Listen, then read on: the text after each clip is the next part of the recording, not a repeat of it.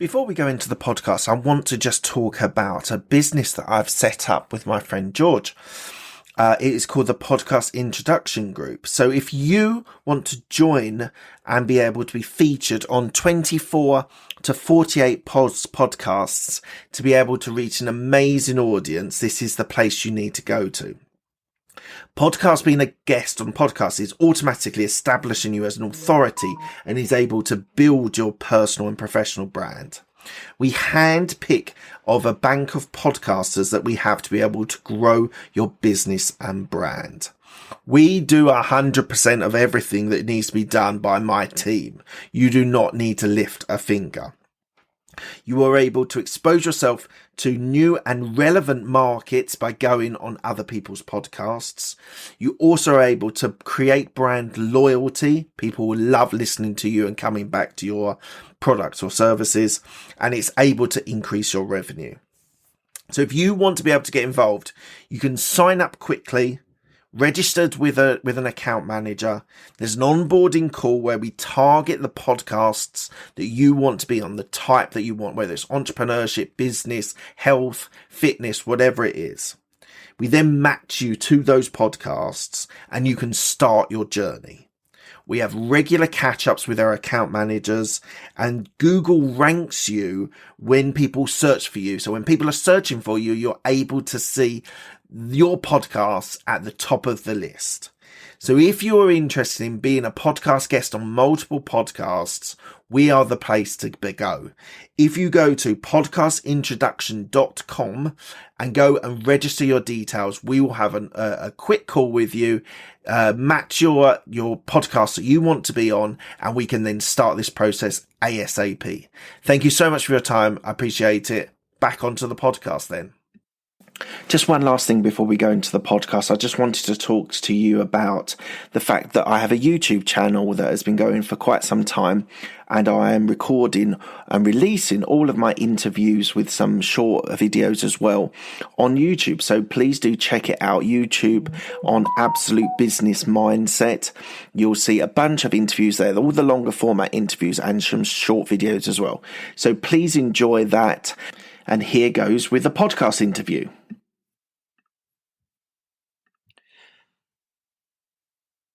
Today we have an interesting conversation where we are not going to have a person that we're going to speak to as a guest today. We are going to talk about the tips of effective networking. So I've been spending a lot of time in this year, pretty much, in 2022, where I am going out and I'm meeting people. I am networking, developing relationships for my property real estate business. And I've gone through here, I've got 12 things that I think are super important that we should all be doing when we are attempting to be able to go in and networking. Now, I will say at the outset, it doesn't matter if you are an introvert or an extrovert to be able to be effective in networking. So this is something that you do need to consider and not worry about as much as probably you are worrying about. If you follow these 12 tips, you'll be able to be a successful networker without necessarily being the alpha male going out and sort of like beating their chest and being what is often thought as the best way to be able to network, which is not, I don't think, anyway. So I'm going to go through these 12 things that we're going to talk about today. Thank you very much for joining me. The first one we're going to talk about is choose the right type of networking event that you want to go to.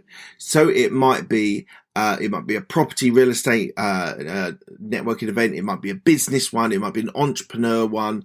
There's lots of different groups. Whatever your niche is, there is almost certainly some sort of networking group out there. But it is really important for you to actually do your research and work out which one is the best for you. Now, for me, the two networking events that I'm going to at the moment is business, general business, where you might find anyone from a florist to a nutritional supplement. And the other one is property real estate that I'm going to a lot as well. But I'm choosing them specifically on quality, whether I've been before, whether I liked it, etc. So do think about what type of podcast or what type of networking event that you want to attend. The second one that I think is actually underrated. It's actually arrived a little bit earlier, than the start of the actual networking event. This gives you an opportunity to sort of maybe help out setting up or being there when people are setting up. And that means that you can start speaking to the organizers and getting a little bit of intel about the actual event, and maybe they might introduce you. What I've had recently is people that are part of the organization like me, like, know and trust me, and they're introducing me straight away to other people. There are serial networkers out there, and these are the people that you really want to tap into at your networking events. Now, sometimes it takes a couple of times until you can build that relationship with someone to actually get those introductions, but being at the start and getting to know the people who are there is a really good way of doing that. If you're returning to the same venue a couple of times, it might be worth meeting up. If you're there a little bit earlier and you're talking to the organisers, actually arrange pre-networking event scheduled appointments. So people that you've met before at that event, or maybe you're bringing in to come and go to that event as well. It might be really useful to have those pre-meetings where you can get an idea about what they're doing and what you're doing and where there's synergy between that. Equally, it's very good if you've got business partners going to the same event, have that pre-networking event meeting just to sort of think about strategy and where you're going to go from there. Number 4 is you need to present yourself well. You need to be quite smart. You need to be with a pair of shoes on. Always useful to be standing when you're presenting and when you're networking, because it just makes you a bit more elevated. It makes you a bit more speak clearly. It makes you a more rounded sort of person that people want to speak to. So if possible, always stand when you are networking. Number 5, you need to always be ready to pitch for 30 to 60 seconds. No more than that. 30 seconds is probably okay, but I would push it if you really wanted to go into a bit of detail to maybe have 60 seconds, but no more than 60 seconds. And in that pitch, you need to be able to communicate effectively what you do, who are your clients, who you're looking for, what you're looking for, how that's going to progress, where you're going to work your business to, where you're going to progress to. It's really important to have that available to you and be able to say it just like that, because that is super important to be able to impress people about what you do. So we are Property Source. I'm a property sourcer and I'm a wholesaler. So I will talk a little bit about me and my business. I'll talk about the premise of what we're looking to get, what we're looking to build relationships with. And it is really, really important that you have that nailed down, and you need that 30 seconds to be an effective networker. So practice, might be in front of a camera, might be in front of a mirror, whatever it is. Just get used to saying that 30 to 60 second pitch. It can be super powerful, and it will prick people's interest if they can see some synergy between you and them and what they can do with their business. Number 6 is be curious and ask lots of questions. People don't just want to listen to you drone on for 10 minutes about all the intricacies of your business. So much of it is based on listening to what they do and what they're interested in. It sounds weird. It sounds the opposite of what you should be doing, but actually being curious, being interested, asking questions can be so powerful. You will look like you are the person that is super interested in them. And it might not necessarily be that you and that person do business, but they might know someone that knows someone that can do business with you. So it's always super important to be able to know and ask those questions. It makes so much difference. So please think about it, not just about you pitching for 10 minutes while you're talking to that person. Think about really how you can position yourself as an interesting, curious person that wants to be able to hear what this person is talking. And number 7 follows on from that. Make the person feel special and listened to. Everyone wants to be listened to. Everyone likes to to talk about themselves, about their business, especially entrepreneurs. They want to talk about their business. They want to share what they're doing and maybe a little bit of pain points. And these are all things that can build up and be useful for you as the networker. So make them feel special. Listen to what they say. Ask follow-up questions from what they've said. I say basic listening skills, but some of these skills are not perfected by enough people. But really listen to the people and ask sensible, good questions as follow-up to what they've said. Don't just have a predefined way of being able to turn it around to you talking again about your business. You want to really, really make that person feel special and feel comfortable and listen to. So you need to do that. Do not underestimate the value of listening to what that person is talking about. Number 8, I want you to be positive, helpful, sincere, and trustworthy. Right? The positive thing I think is super important. You don't want to go talking to someone at a networking event who's like, oh God, isn't life terrible? Oh God, isn't the politics terrible? Oh God, isn't the economy terrible? Oh God, I really got to do more with my business.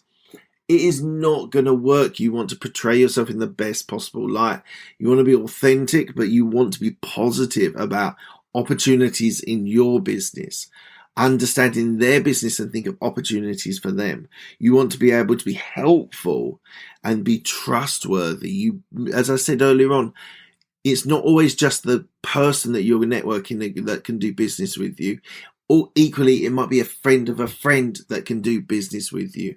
Treat everyone special.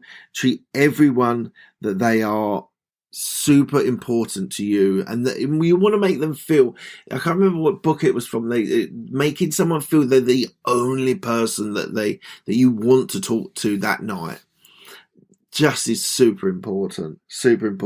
And I'm just going to change the order up on where my notes, because this is one that sort of follows naturally on. If that person isn't the right person to have synergy with and be able to work with in the business, be polite. But if you want to move on, you need to move on to the next person. You don't want to waste your whole night talking to, I don't know, maybe a jeweler if you're into real estate, unless you want to buy a ring for your wife or your girlfriend or whatnot. Probably isn't necessarily the best person to speak to. So when you're in that conversation, be the person that listens. Be the person that's curious, who's positive. But equally, you don't want to spend all your time with one person that isn't really going to give you the benefit of the networking. So I would say be polite and move on to the next person. Okay, so number 10 is have business cards and LinkedIn accounts ready. So business cards, a lot of people are still not using business cards because of the COVID thing. So take some with you. They are worth having, but you just need to make sure that your LinkedIn is ready to be able to be used as well. Super important. There's a QR code now that you can just scan and get your LinkedIn details. That LinkedIn needs to be really good, high quality LinkedIn profile. Pictures, contributions, posts, it does make a difference. And leading on from that, number 11 is be prepared that your online presence is super good. So if you've got a website, make sure that it is professional. If you've got a LinkedIn profile, which is the main portal, make sure that the LinkedIn profile is really good as well. So your online presence is going to be super important. People will come away from the networks. They might have your business card. They might have a LinkedIn connection. They will look at your online presence. It is now more important than ever that is where you're going to be able to do business. And that's where people are going to look you up. And then the last one, which seems obvious, but I have seen it a couple of times, that people get drunk. You do not get drunk. If it's a drinking evening or afternoon session, have a few drinks, have it part of the networking. You can buy a drink for someone, which is also makes people feel special and feel wanted. But don't be the person that's talking rubbish to someone at the end of the night or towards the end of the night. So be careful on your alcohol intake. So guys, just think about it. Think about what you're doing and when you're doing it, and just don't be the drunk person. They will not do business. I'm certain they will not do business. Look, that is my 12 tips for effective networking. It's something we're working on really, really hard. Building those relationships. Relationships are, I believe, the most important thing that you're going to do in business, because they can lead you. You can get benefits, you can get conversations, you can get relationships, you can get networking, you can get referrals by building really good, strong relationships. So please do spend some time going over this and maybe take some notes on what's important to you as a person that wants to be able to network. So that's it from me today. Thank you very much for your time. I really do